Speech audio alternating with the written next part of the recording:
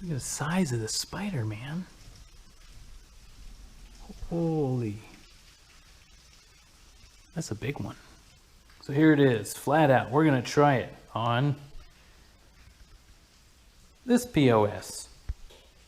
I get tired of waiting for Skag, so I bought this off of Craigslist.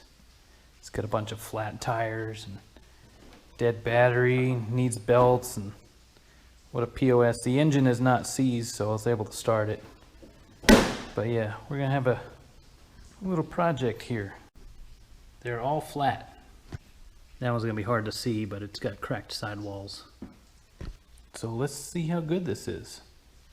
All right, I jacked off the front, and as you can see, this sumbitch is flat. So let's follow the directions here and see what we can do. I also got my little trusty cat air pump here. So in a nutshell, it says to remove this cap, pull out this little tube, use the tool on the end of the tube to remove the valve stem core, and insert about half a bottle for a lawnmower front tire. I'm gonna start with a quarter and then put air in it and spin it, and let's see how much of this leaks out. I'm doubtful that this will work, but let's give it a shot. All right, so pull up on the top till the hose comes out and this piece gets removed. This is the top cap. You use this as your valve core remover.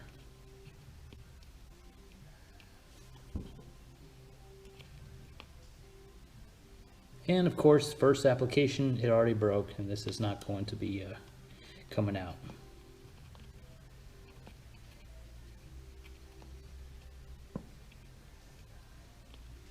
Yep, already broke off.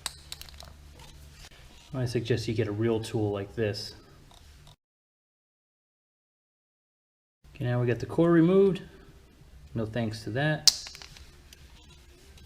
It says place valve stem at the top. Allow tire to deflate fully. Well, there's no air in it to begin with. Attach hose to valve stem.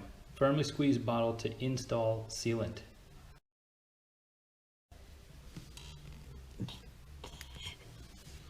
All right, 1/4 of a bottle is in there. Put the core back in. Core is in, tight. Now let's air it up, 10 PSI. She's a leaker, mama, she's a leaker. Leaking up top somewhere. I'll give it a second dose here. We'll actually put a half in here and see if that works. If it doesn't do it after a half, then we're spinning our wheels here. We got another failed product. Cap already failed. You know what I'm going to do before? I'm going to remove this tire from the axle. That way I can have it in my hand and slosh it around on the sidewalls and make sure that the product spreads evenly.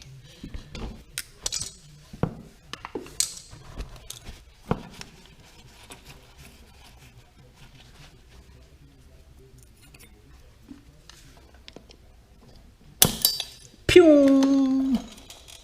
That'll take an hour to go find. No, seriously, where'd it go? Ha! Got him! Alright, tire's removed. Let's remove the core and give her another dose. Alright, remove the tire and going to give it another application here.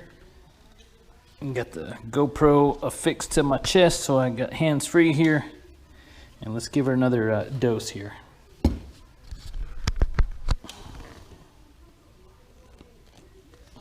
There's your dinner. I mean, your thumbnail.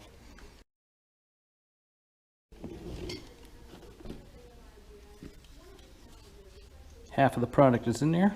Following the directions. Core is in. Slosh it around. Alright, let's air it up. Well, I'll be dipped. 10 PSI. She's holding air. There's some of it coming out the sidewall right there. I'll leave this one at 10 PSI. Just in case there's a little more chemical reaction inside, and once the heat hits it outside, it may expand a little bit. Maximum is 14 PSI, and that's when you don't have a compromised sidewall, so I'm going to leave it at 10 PSI and see what happens. If it explodes in the garage, so be it, but so far this is holding. Now the real test is the back tire. Holy shit. That's some serious crackage. Look at that crack, giggity. Let's see if this works. So I've got half a bottle in here. It took a half for the front tire. Maybe it'll take a little more for this. But let's start with a half. I've got another bottle on standby here. $15 a bottle for this stuff. It's even more on Amazon. I picked this up at Depot, right next to the Cub Cadets.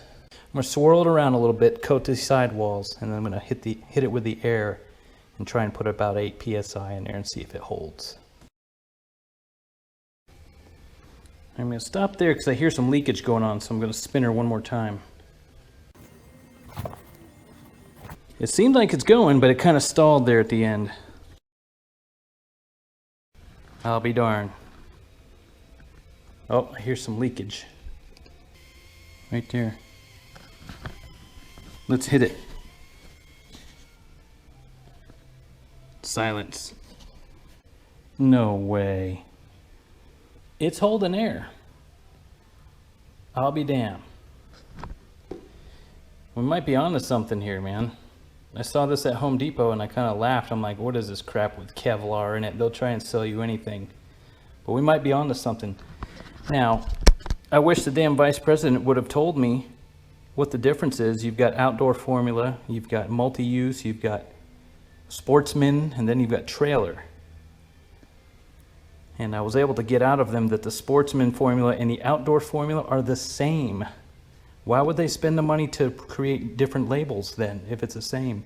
They wouldn't give me details, but they did said that the difference between those two and the multi-use is a slight change in viscosity, but they would not give me specifics. I'm not going to go pulling data sheets on these, but we might be on to something here. So I'll chime in with a follow-up video and let you guys know, one, if this thing even comes to life or not. So baby steps. I was able to get the engine to crank over so it wasn't seized, but the engine runs. Now we're onto the tires. Once I can get this thing rolling, I can assess the transmission, and then we'll go on to the drive belts and the spindles and the deck and so on and so forth. But we might have a working mower here, folks. Cancel the order on that Skag. All right, guys, thanks for watching.